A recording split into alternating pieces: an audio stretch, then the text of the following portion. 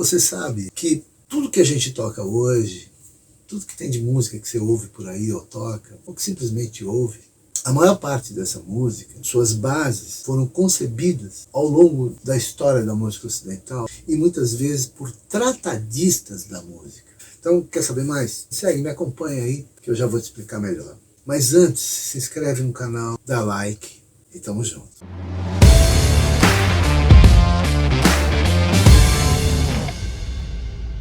A história da música ocidental, ela começa, para a gente estender o máximo possível, ela começa no berço do Ocidente. E o que é o berço do Ocidente? Grécia Antiga. A Grécia, período relativamente longo de alguns séculos, né? Porque tem pelo menos os 4 períodos da história grega, né? Grécia clássica, etc. e tal. Mas tem vários períodos. Tem pelo menos uns 4 períodos da história. E ali é que começa, né? Em meio à mitologia grega, aquela coisa misturada. Mas eu acho que a gente poderia pontuar como o início da história da música ocidental, poderia pontuar em Pitágoras. Se é que ele existiu, porque não há provas documentais que ele tenha existido. Então, de toda forma, o pitagorismo existe. Então é isso que interessa. Ali começa mais ou menos a história da música ocidental e tem toda uma trajetória de séculos e séculos até chegar nos nossos dias.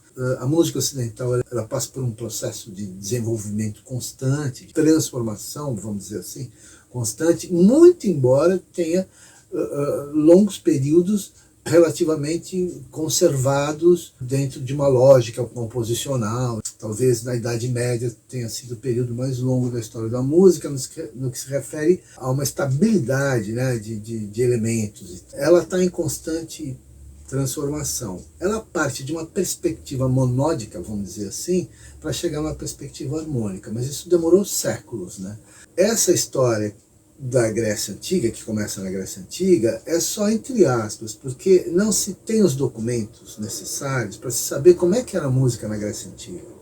A música ocidental que está documentada, que a gente pode dizer, olha, aqui começa a música ocidental cabalmente, é por volta do século VI, com o Papa Gregório, com o canto-chão, com o canto gregoriano. Né? Daí que vem os modos gregorianos, os modos litúrgicos, que a gente usa ainda até hoje.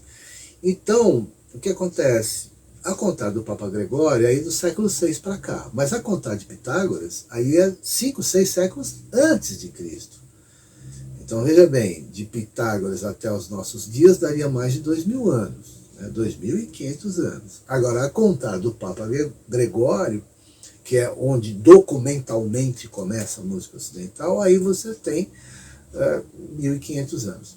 Eu explico melhor essas fases, esses períodos, essas passagens, num vídeo que está dentro de uma série que chama Universo da Música, num canal que chama Music Arts and Science TV, do YouTube. Eu explico a partir dali, com um cronograma na frente, um fluxograma na frente, vou explicando os períodos, né? Então seria legal a gente dar uma passada nele agora, e aí eu volto para completar, tá bom? Então vamos lá. Então vamos ao nosso mapa, né? Como vocês estão vendo aí, toda a trajetória da história da música ocidental, né? Período medieval, renascença, barroco, classicismo, romantismo, século XX. E já estamos aqui no século XXI, né? Que aqui não está ainda nomenclaturado, enfim, né? Precisa de um período histórico, precisa passar a história para você poder nomenclaturar o que já aconteceu. E tem um período aqui que eu acrescentei a lápis, um período que antecede esse mapa aqui na realidade. Então, essa daqui é basicamente uma linha do tempo da música ocidental, do livro do Roy Bennett, Uma Breve História da Música. O livro dele pertence aos cadernos de Cambridge, né? É um quadro sinóptico e tudo mais. Eu não gosto muito dessa história de linha do tempo, porque fica parecendo que é linha evolutiva, e não tem nada a ver. Linha do tempo não tem nada a ver com evolução. Você pode avançar na história e retroagir nos conceitos, retroagir na moral, nos costumes, etc. e tal, tá? Só pra gente entender que linha evolutiva não tem nada a ver com evolução histórica, com evolucionismo, hein? Tá? Linha do tempo, linha do tempo. Eu queria ler um texto aqui de Otto Maria Carpo, que foi um dos maiores literatos, era um erudito na realidade, né? Ele diz o seguinte, no livro dele, História da Música: Ele era historiador da literatura também. Nossa literatura, nossas artes plásticas, nossa filosofia seriam incompreensíveis sem o conhecimento de seus fundamentos greco-romanos. Ele se refere à Grécia Antiga e à Roma Antiga. Mas não acontece o mesmo com a nossa música. Esse produto autônomo da civilização ocidental moderna não tem suas origens na antiguidade que se costuma chamar clássica. Clássica que é esse período da Grécia Antiga. Quando muito, alguns germes da evolução posterior ficam escondidos num outro fenômeno musical, a maneira de documentos sepultados nos fundamentos de uma catedral ou outra construção multissecular.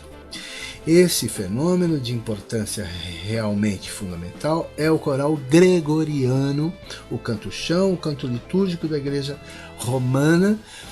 Eu quero citar aqui também Domingos alla Leona, que é a história da música também ocidental, né? Quando ele faz uma dissertação aqui sobre esses primórdios aí, né? Com a rápida difusão da fé e progressiva organização do cristianismo, sobretudo depois que o imperador Constantino, no ano 313 depois de Cristo, obviamente, concedeu liberdade de culto aos cristãos. Os papas, bispos e outras autoridades eclesiásticas cuidaram de ordenar, unificar tudo o que seria ou que se referia ao rito, inclusive, portanto, o canto litúrgico. Entre os primeiros que se ocuparam desse canto figuram São Clemente, São Basílio, Santo Hilário e São Silvestre, papas, né? Mas a tradição engrandeceu principalmente os nomes de Santo Ambrósio e São Gregório. O São Gregório Magno, que é o grande Gregório, Papa Gregório, que é esse período aqui, ó, que eu estou me referindo, ó, ele não entrou no mapa ainda, hein? O que eu estou falando está aqui ainda, está para trás. Que foi o Papa 2 séculos depois do Ambrósio, que é entre 590 e 604. Estendeu a toda a igreja o que o Santo Ambrósio realiza somente na Diocese de Milão. Então, deu uma ordenação definitiva ao rito, em consequência ao canto litúrgico. Escolheu e coordenou os cantos segundo a ordem das festas e cerimônias, em um livro chamado Antifonário. Tá? E ele determina aí, agora eu estou falando, ele determina os modos litúrgicos que nós vamos usar até hoje, que são os modos autênticos plagais. Então a Igreja Católica funda a música ocidental a partir da documentação que temos disponível, tá? Antes disso, a documentação que temos disponível não prova o que era a música ocidental. Ok? A seguir, eu quero mostrar um outro mapa. Vocês estão vendo esse mapa aqui? Grandes compositores, cronologia, ok? Aqui, 1445, então está pegando mais ou menos a partir da Renascença. Já estamos na Renascença, que vai até aqui 1600. Da Renascença, você tem o Barroco, que vai mais ou menos de 1600 a 1750, o Classicismo. Já vimos no outro mapa isso, o Romantismo e a música do século XX. O que eu quero chamar a atenção aqui é exatamente para isso aqui, olha. Olha a explosão de compositores de 1750 para frente, ou 1775, 1800 para frente, que é o século XIX. Há uma explosão de compositores aqui absurda, né? Olha aqui, eu vou até posicionar melhor o mapa aqui, ó, para vocês entenderem. Olha a explosão aqui como é absurda. Que período é esse? É o período da Revolução Industrial, que surge aqui. É o período da ascensão da burguesia ao poder. É o período da Revolução Francesa, que está aqui. A Revolução Industrial está aqui. A Revolução Francesa está aqui. A Revolução Americana está aqui. Você tem uma nova concepção de sociedade. O quanto o peso de uma ideologia social, de ideólogos, né, de filósofos, né, vão influenciar nos novos conceitos que vão dar direcionamento a novos passos históricos. Né? Isso fica muito claro quando a gente estuda história.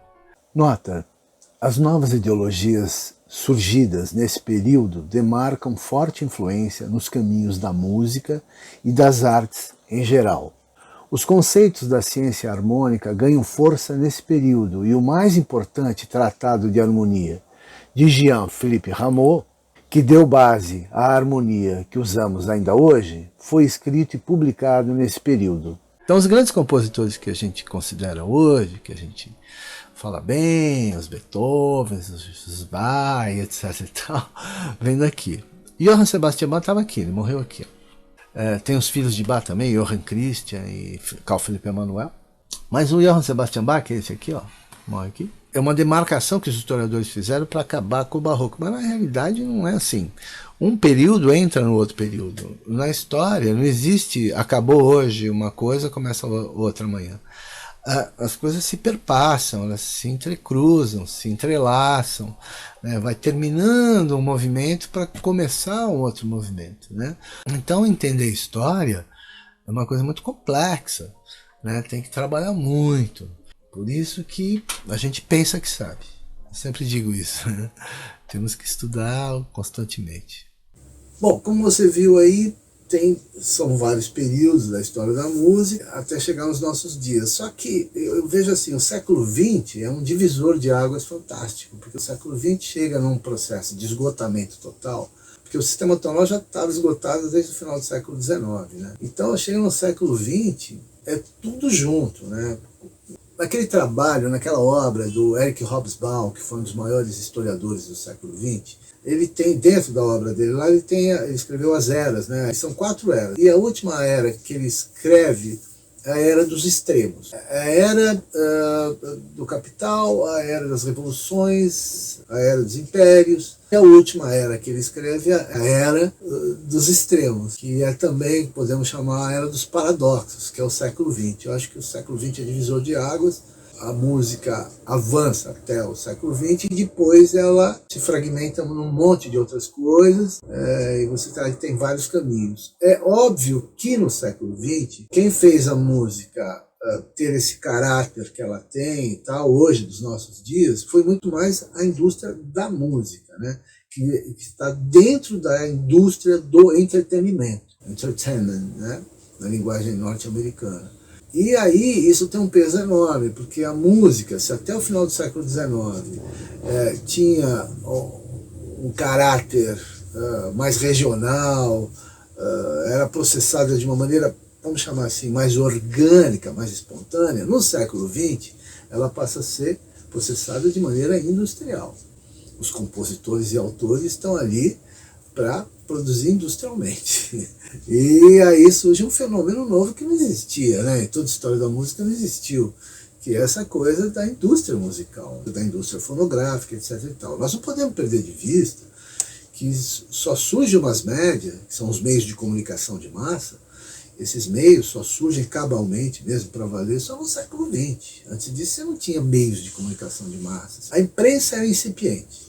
Né? E você não consegue estourar um artista através de fotografia, tá certo? Que era a imprensa, né? Foto e texto. Eu estou falando da imprensa escrita. Né? Não tinha.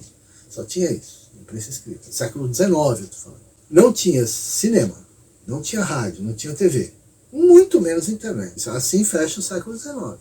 O século XX já começa com cinema, começo do cinema, né? Cinema mudo ainda e tal. É o comecinho do cinema. Os irmãos Lumière e tal. Rádio ainda não tem, mas o Thomas Edison já tinha registrado o fonógrafo em 1876, mas ele só vai comercializar isso no começo do século XX, de 1900 para frente. Rádio é só a partir de 1920, 22. TV é a partir da década de 50. Então, como é que você vai divulgar música, né? Se não tem rádio, não tem TV, não tem cinema? O cinema foi um grande propulsor, um grande divulgador da música no começo. E é até hoje. A música não tinha o mesmo caráter que passou a ter no século XX, e muito menos agora no XXI. Porque agora no século XXI, com esse mundo cibernético, né, que é o mundo digital, então a música toma um outro caráter ainda, diferente já até do que foi no século XX. Né? No século XX, a gente pegava o vinil, que eu tenho um monte de vinil aqui, a gente pegava o vinil e decorava toda a ficha técnica, a gente sabia o nome de tudo, de todo mundo que participou do disco, o nome de música, sabia tudo. Hoje não, hoje o cara vai no Spotify e não sabe nem o nome do artista, muito menos a ficha técnica. Tem um programa sobre isso que eu falo com um doutor em antropologia, que é o Carlos Gutierrez, num outro canal lá do YouTube, que a gente fala sobre a descomodização da música, o que aconteceu com a música no século XXI. E ele explica melhor lá e tal, né, que é mais a área dele. Mas nesse meu canal Music Arts and Science TV tem várias séries também, não só essa série do Universo da Música, mas tem outras séries também, ok? Bom, Vamos em frente, não esquece de dar like, se inscrever no canal e vamos falando aqui, porque tem muita informação para passar, tem muito assunto. Tem assunto que não acaba mais, na realidade. É isso aí. Para quem é interessado, é prato cheio. Valeu, até daqui a pouco.